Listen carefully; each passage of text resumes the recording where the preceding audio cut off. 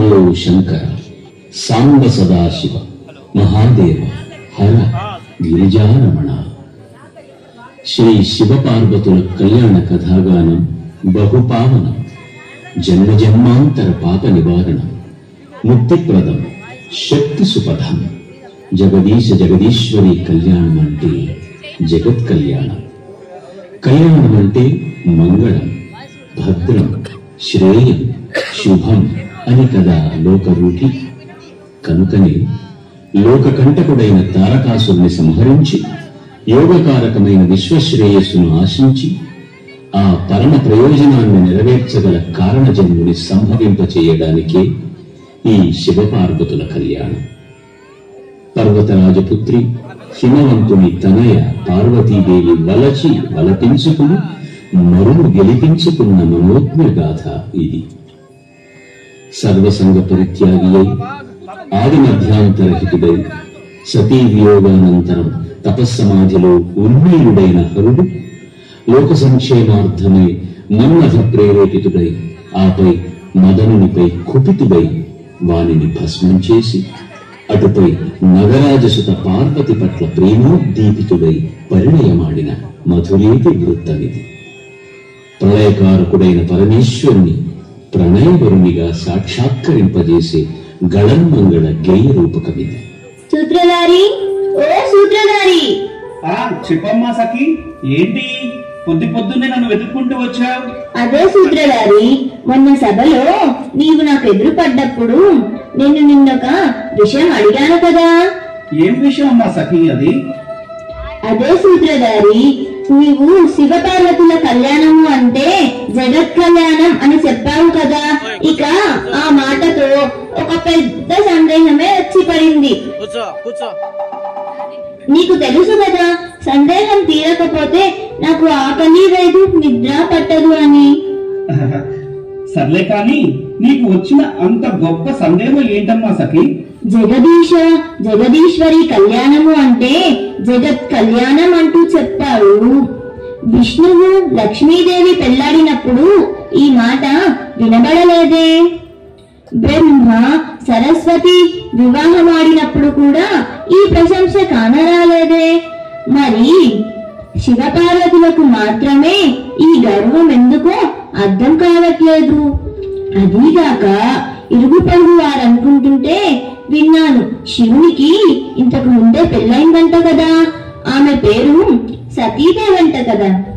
అసలు శివపార్వతుల కళ్యాణానికి గల కారణాన్ని, నువ్వు శివపార్వతుల కళ్యాణము అంటే జగత్ కళ్యాణం అనడానికి గల కారణాన్ని వివరంగా చెప్పు, విని తెలుసుకుంటాను సూత్రధారి. ఇదిగో చూడు, ఈ రోజు మన ప్రదర్శన చూడడానికి వచ్చిన వీరందరూ కూడా వింటారు. కాస్త చెప్పవు? సరే అమ్మా సఖి, నువ్వు ఇంతలా అడిగితే ఎలా చెప్పకుండా ఉంటాను? చెప్తాను. సరే అండి, మీరు కూడా మా సఖితో పాటు శ్రద్ధగా వినండి. సతీదేవి దక్ష ప్రజాపతి పెద్ద కూతురు. ఒకసారి దక్షుడు తన తండ్రి అయిన బ్రహ్మ చేస్తున్న యజ్ఞాన్ని చూడడానికి వెళ్ళినప్పుడు అక్కడ ఉన్న వాళ్ళందరూ లేచి నిలబడ్డారు. కానీ శివుడు మాత్రం లేవలేదు. దాంతో దక్షుడికి అహం దెబ్బతిరింది. కూతుర్ని పుట్టింటికి పోవడం మానేశాడు. భర్తకి తండ్రికి గొడవ వస్తే మధ్యలో నలిగిపోయేది సతీదేవే కదా. సరిగ్గా చెప్పావు. ఇక తన తండ్రి దక్షుడికి అహంకారణంగా సతీదేవి పరమశివుడికి ఎలా దూరమైందో మీరే చూడండి.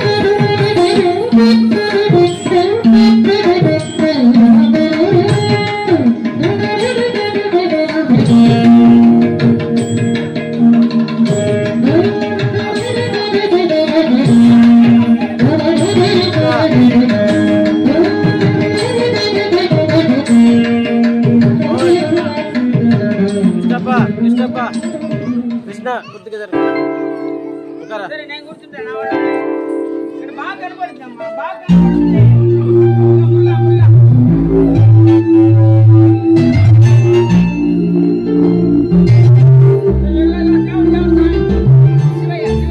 ఇంకా జరుగు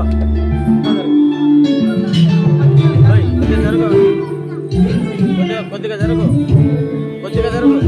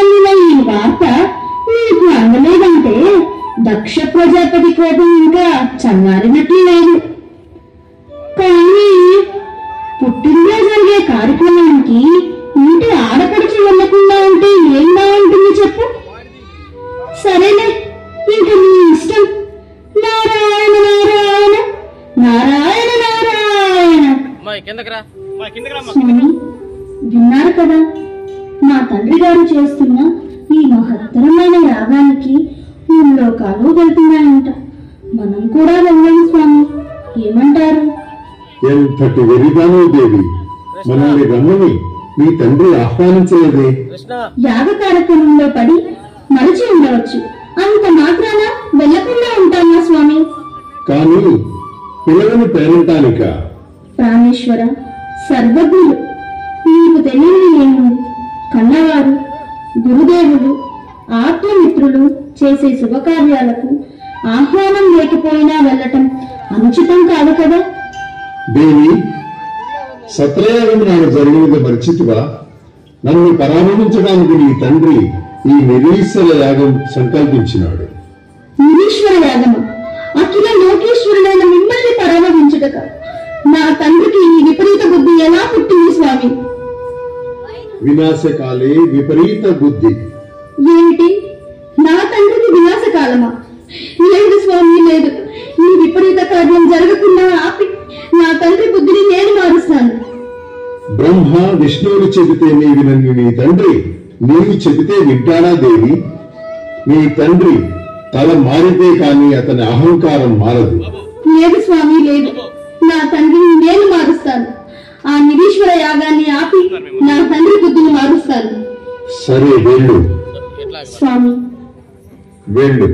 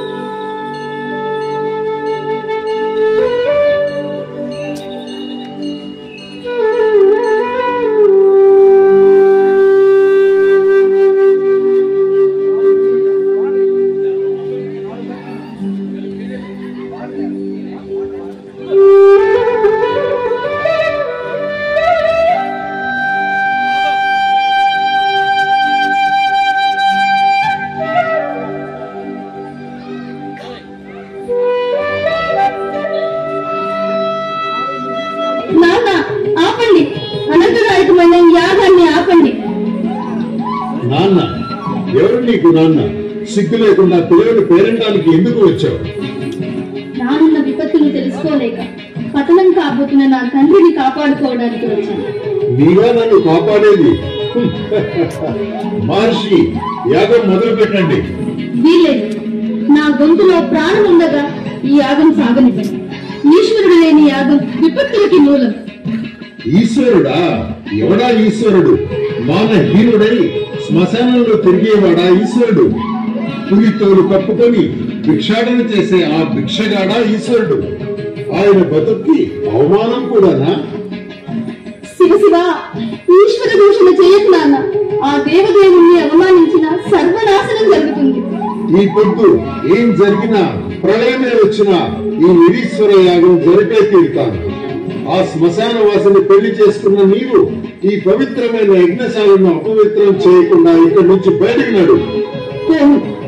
దక్షపుత్రిక దాక్షాయణి అనే పేరు ఇక్కడితో దగ్ధమైనా సరే ఈ యాగాన్ని ఆపండి. ఇక్కడ నుండి కన్న కూతురు అనే కనికరం లేక నీకు మంచి చెప్పుటకు వచ్చిన నన్ను అవమానించగలవా? నీ అహంకారానికి తుది సమయం ఆసన్నమైంది. ప్రాణేశ్వర, నీ ఆజ్ఞను అతిక్రమించి వచ్చినందుకు నాకు తగిన ప్రాయశ్చిత్తమే జరిగినది. ఈ అవమానంతో మలినమైన ఈ పాపపు శరీరంతో నీ దరి చేరలేను. ప్రాణేశ్వర, నీ పాద సేవ చేసి తరించే భాగ్యం నాకు ఈ జన్మలో లేదు. మరో జన్మలోనైనా ప్రసాదించు స్వామి.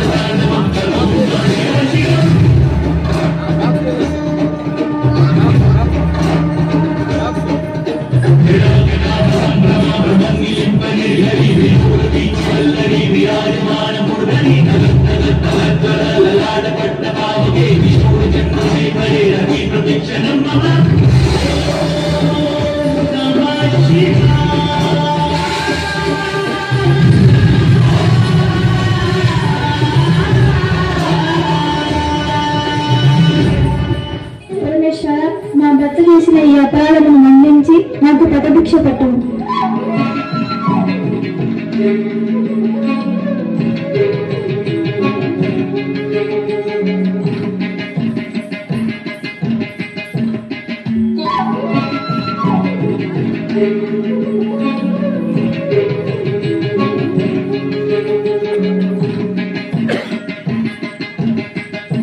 కిరీటం ఉంది.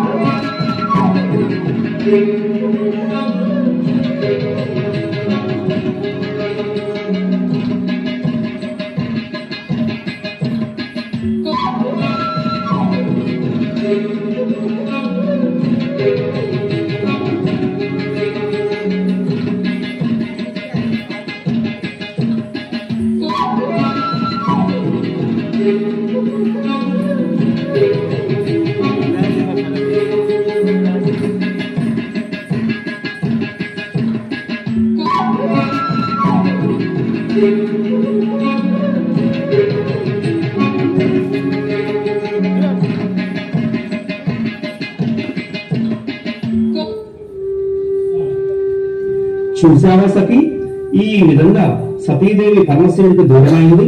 చాలా స్పష్టంగా అర్థమైంది సూత్రధారి. మరి అర్థమైంది. శివపార్వతుల కళ్యాణం గల కారణమే కదా నువ్వు అడగబోతుంది. ఆ కథ కూడా చెప్తాను విను. వజ్రాంకుడు వజ్రానికి తారకాసుడనే లోక కంటకుడు జన్మించాడు. ఆ తారకాసురుడు కఠోరమైన తపస్సు చేసి బ్రహ్మదేవుణ్ణి మెప్పించాడు. బ్రహ్మదేవుడు ప్రత్యక్షమయ్యాక చావు లేకుండా వరం కోరాడు. కొంపదీసి బ్రహ్మ అవుననేసాడా ఏమిటి? అబ్బెబ్బే, అలా ఇవ్వడానికి కుదరదు అన్నారు. కానీ రాక్షసుడు పట్టుబట్టడంతో ఓ చిన్న మెలిపి పెట్టి ఇచ్చాడు. కానీ ఇంచుమించి చిరంజీవత్వం లాంటిది నన్ను చంపగలిగే వాడే లేదంటూ తారకాసురుడు రెచ్చిపోయసాగాడు. 14 లోకాలను హింసించడం మొదలు పెట్టాడు. ముఖ్యంగా దేవతను మహా పీడించాడు. రకరకాల శక్తులున్న 3,000,000 దేవతలు అందరూ కలిసి ఆ తారకాసుని ఒక పట్టు పట్టలేకపోయారా? దేవుని వాళ్ళు ఒకరికొకరు బలమేమిటో చెప్పుకున్నారు. అయితే యుద్ధానికి సిద్ధం కాండి అని అన్నాడు ఇంద్రుడు. దేవసేనాధిపతి ఎవరు అని దేవుళ్ళు అడిగారు. అవునవును, సైన్యం ఎంతున్నా సేనాపతి లేకపోతే గెలవడం ఎలా? సరిగ్గా చెప్పావు. అప్పుడు ఇంద్రుడు బ్రహ్మ కేసి చూశాడు. బ్రహ్మ ఆ సేనాధిపతి ఇంకా పుట్టాలి అన్నాడు. అతనే ఆ రాక్షసుని చంపడానికి సమర్థుడు అని అన్నాడు. ఏంటి, సేనాపతి ఇంకా పుట్టాలా? పుట్టి ఓ 20-25 ఏళ్లు పెరిగి యుద్ధ విద్యలన్నీ నేర్చుకొని అప్పటిదాకా ఈ దేవతలు ఉంటారా? పోని అమృతం తాగారు కాబట్టి ఉన్నారే అనుకో. కానీ ఈ యాతనలు పడుతుంటే అమృతం ఎందుకు తాగాంరా బాబు అనిపించదు? అబ్బబ్బే, అన్నేళ్ళు అక్కర్లేవు సఖి. పుడితే చాలు, కానీ పుట్టడమే అసంభవం. మధ్యలో ఈ తిరకాసేమిటి సూత్రధారి? బ్రహ్మ దేవుళ్లకు ఏం చెప్పాడో స్పష్టంగా చెప్పు చాలు. తాను తారకాసుడికి ఇచ్చిన వరంలో పెట్టిన తిరకాసేమిటో చెప్పాడు. 7 రోజుల బాలు చేతుల తప్ప తనకు చావు రాకూడదని తారకాసురుడు అడిగాడు. అంత చిన్నవాడు తనను ఏమి చంపగలన్నా ధీమా అతనిది. సరే గనక బ్రహ్మకు తప్పలేదు. పుట్టుకతోనే అంత మహాబలవంతుడు పుట్టించాలంటే సామాన్యులకు సాధ్యం కాదు కదా. సరిగ్గా చెప్పావు. మహాశివుడికి తప్ప సామాన్యులకు సాధ్యం కాదు. సరిగ్గా ఇప్పుడే ఒక పెద్ద సమస్య ఎదురైంది దేవతలకి. మళ్ళీ సమస్య ఏంటి సూత్రధారి? భార్య వినియోగం చేత అన్నిటిపై ఆసక్తి కోల్పోయి యోగ సమాధిలోకి వెళ్ళిపోయాడు శివుడు. ఒక స్త్రీ కేసి కన్నెత్తి చూడని అలాంటి వారిని పెళ్లికి ఒప్పించడం ఎలా? అవును, ఎలా? దేవతలకు ఎదురైన సమస్య అదే. శివుడు మనసంతా సతీదేవి జ్ఞాపకాలతో నిండిపోయిందని దేవతలకి తెలుసు. అందుకని సతీదేవి వంటి కన్య కోసం అన్ని లోకాలు గాలించారు. సతీదేవి హిమవంతుడు మేనకాదేవులకు కూతురుగా, మైనకుడి సోదరిగా, పార్వతిగా ఇలా జన్మించింది.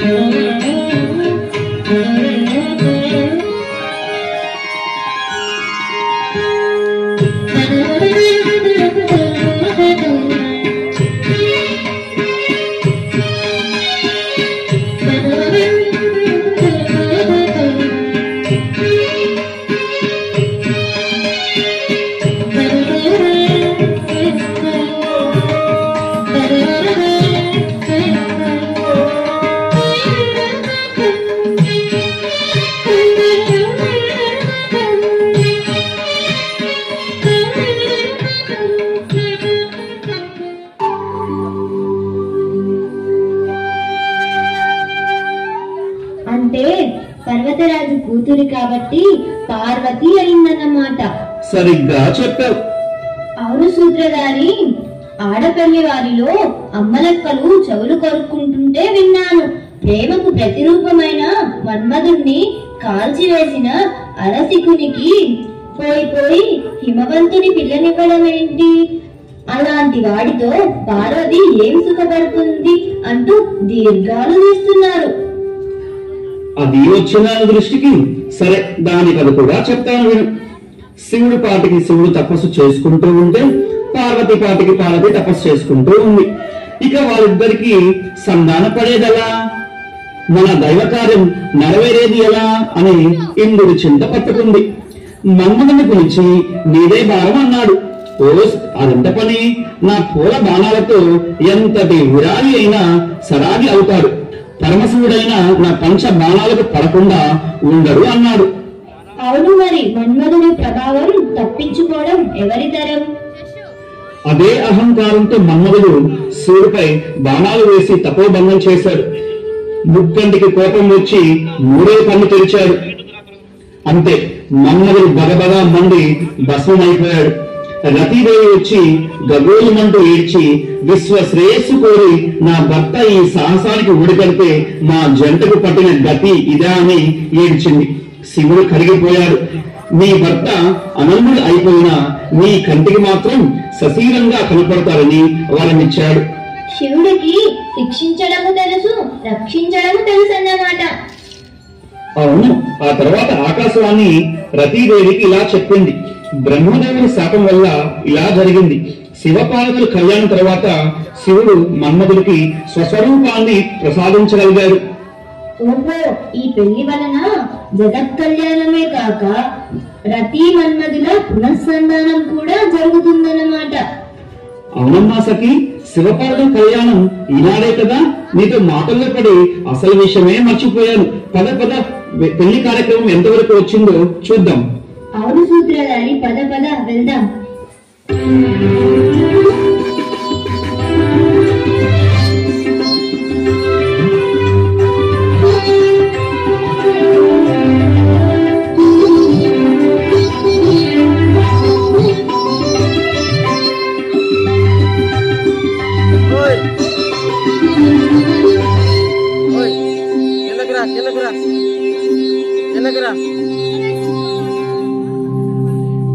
వందనమిట్లు తొల్లి విభవతృనకిచ్చి,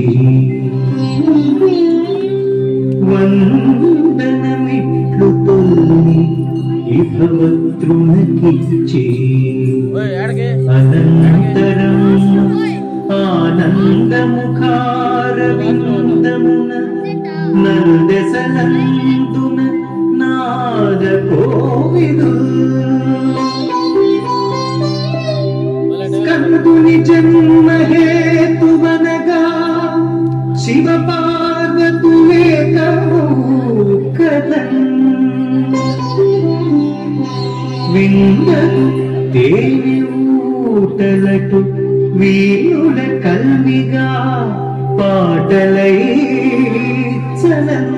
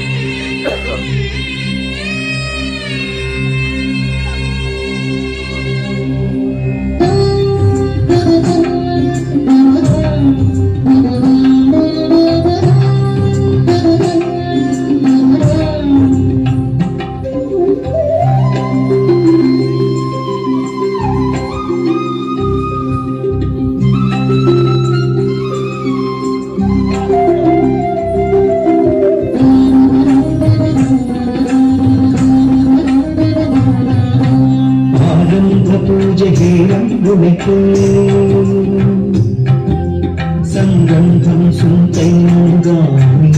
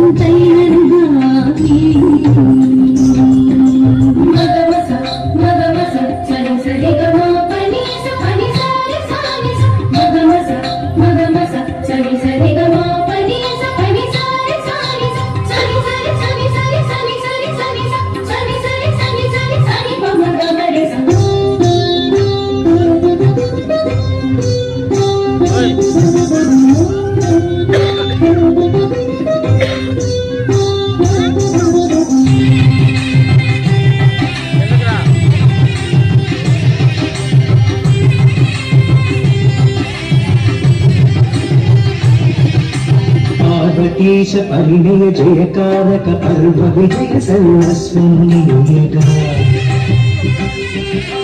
శర్వాణి సంసారాత్మిక ప్రాచీన మహాద్వైతోముఖ జగత పితరౌ వందే అనగ నగద శివునితో సదవైననగా ఆదర్శమూల వీరవేతిగ శ్లాఘనీయము కళ్యాణాదిగా ఆనంద పూజ ధీరంగులకే సౌరంగం సుంటైనందాని విఘ్నకంఠకర పూర్ణం దాటన విజయీకృతులు హృదయం నాటగా ఆరంభ పూజ శ్రీరంగులకి సంగంధం సుంటైననుగా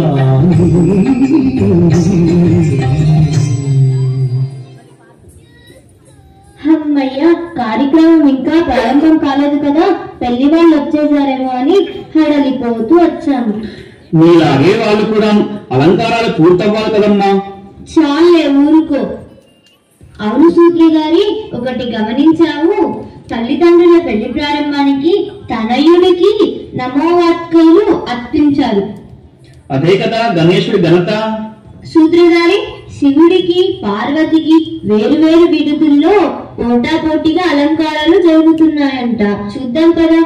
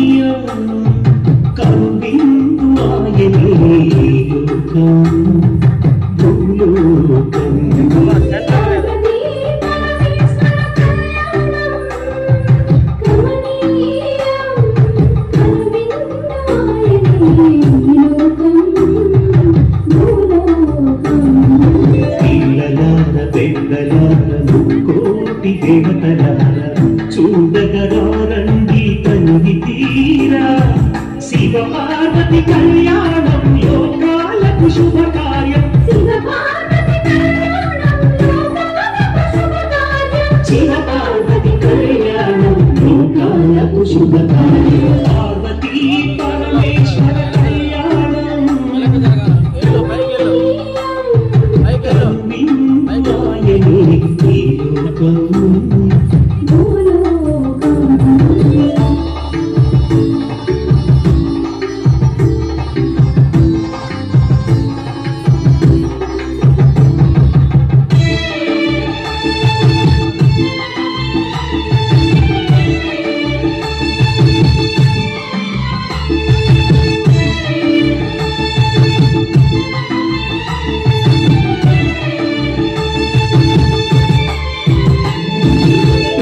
గ్రామ దేవతొచ్చి బాణాన్ని దిద్దింది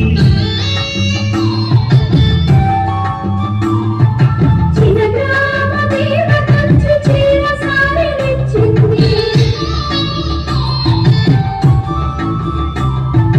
భూదేవి కదలి వచ్చి దాసికం కట్టింది నెలకొడుకుల చెంపుడొచ్చి తిలకంగా మారాడు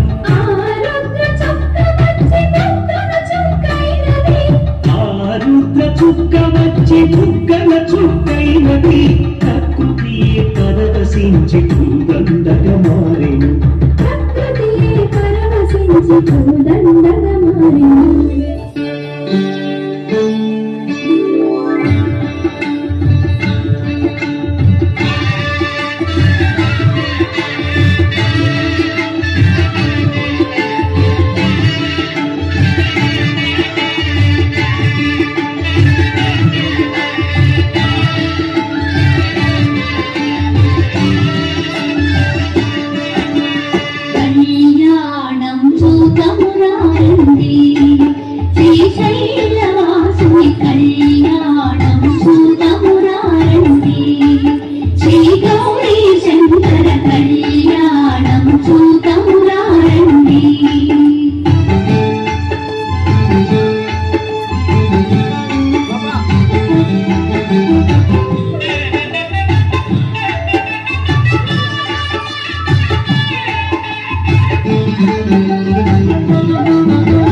శ్రీహరి బ్రహ్మ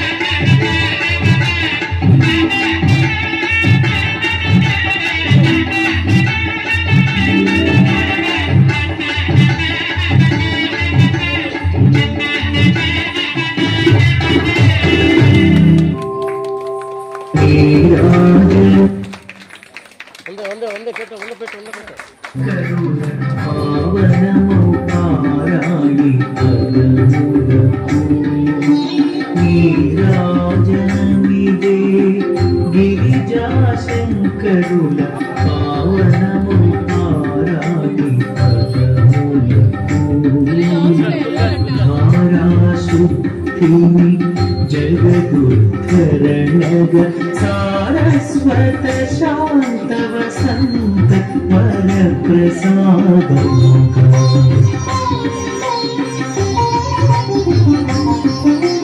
కపటికి కపురంపు కైంకర్యముగా సర్వమంగళకు సాంబ్రాణి ధూపముగా కపటికి కపురంపు కైంకర్యముగా సర్వమంగళకు సాంబ్రాణి ధూపముగా నీరాజనమిదే